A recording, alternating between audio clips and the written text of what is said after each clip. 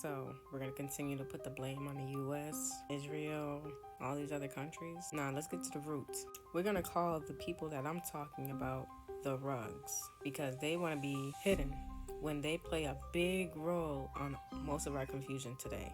Now, I want to remind you, these rugs have scientists and publishers and stuff that know how to make up some good fake stories. This is for entertainment purposes only. I'm about to tell my own story. All right, so first, let's talk about the experiments that these rugs do.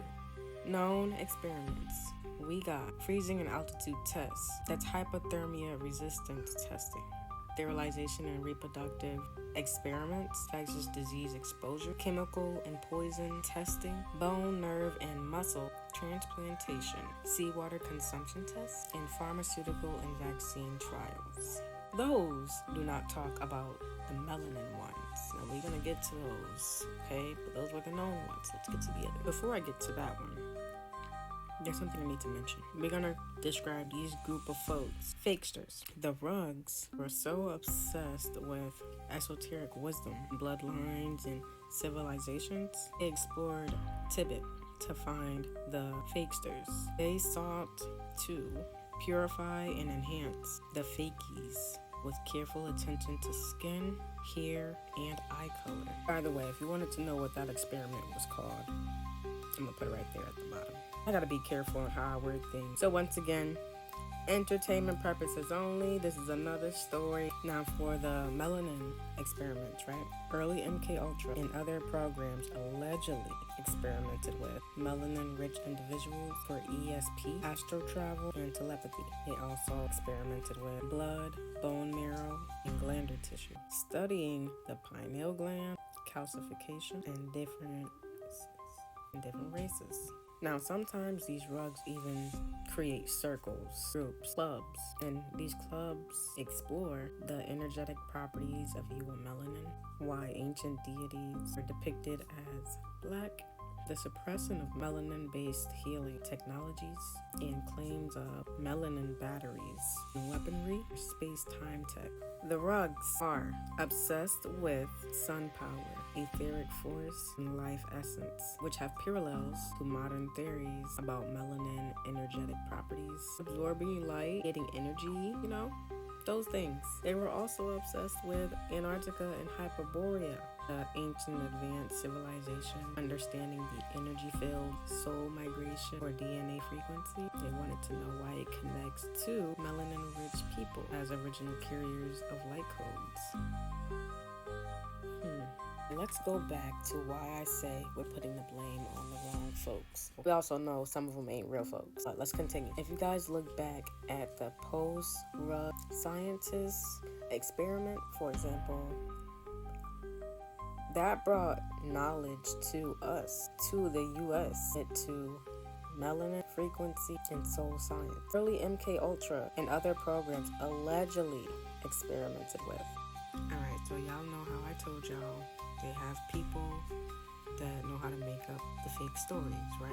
In the late 1800s, rise of scientific racism. There's a guy named Arthur Chamberlain. I could be saying his name wrong, but here you go if you want to look him up. Him and others promoted the idea that the fakies race was superior. The concept of master race takes shape, and the melanin-rich people are falsely seen as primitive. By 1890 through 1910, the rugs and their secret societies grew. So now we're going to jump to 1945 through 1959. Project Paperclip era. Absorption of the rug science, 1945 through 1959, when it was introduced over here.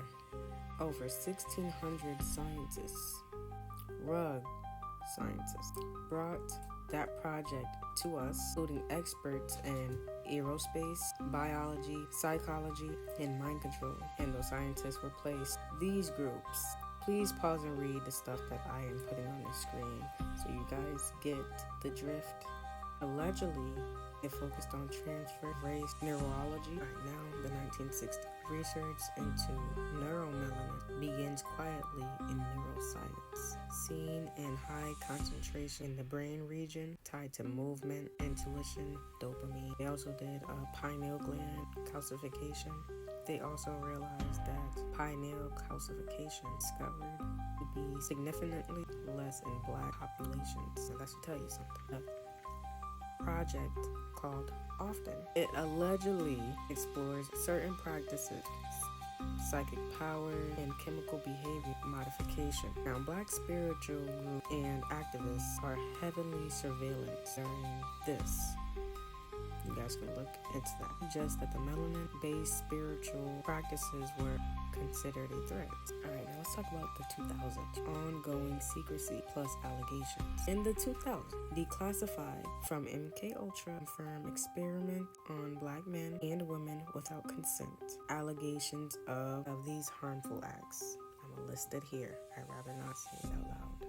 Through no official confirmation. Now, independent researchers, I wonder who those would be, uncover the spiritual potential of UO-melanin. Potential of melanin, this is what they believe, has photonic absorption, radiation protection, astral travel enhancement, frequency transmission. They had interest in black DNA, cosmic ancestry, and vibrational healing, suppressed in mainstream. So conclusion, while the Ruggs era science never explicitly said melanin was a target, they obsessed over pigmentation, blood race, and hidden energy. They created research programs tied ancient wisdom to race, passed down knowledge through black projects, where the post-war studies began exploring the neurological, metaphysical, energetic traits of melanated beings.